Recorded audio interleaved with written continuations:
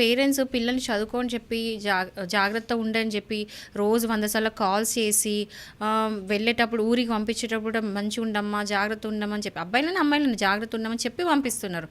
కానీ వీళ్ళు వచ్చి చేసేదేంటి ఇక్కడ కో లివింగ్ ఇవన్నీ. దానివల్ల వచ్చే లాభం ఏముంది? చదువు డిస్టర్బ్ అవుతుంది, డిస్ట్రాక్షన్స్ ఉంటాయి. ఇవి తప్ప వచ్చే లాభాలు ఏమంటే ఏం లేవు.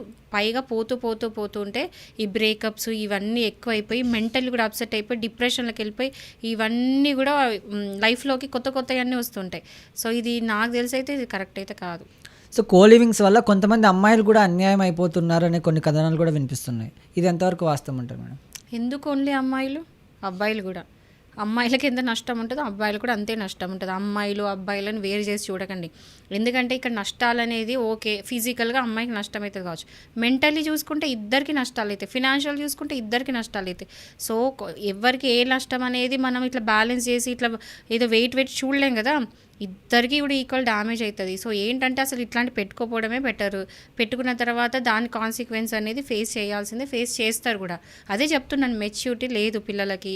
ఆ మెచ్యూరిటీ లేకుండా చేసే ఈ పిచ్చి పనుల వల్ల లైఫ్ పోతుంటే ఖరాబ్ అవ్వడం తప్ప ఏం లేదు. ఏం డిస్ట్రాక్షన్సే కదా, కెరియర్ ఉండదు, చదువు ఉండదు, ఏముండదు, ఈ తిరగడాలు ఇవే తప్ప ఏదంటే ఏది ఉండదు.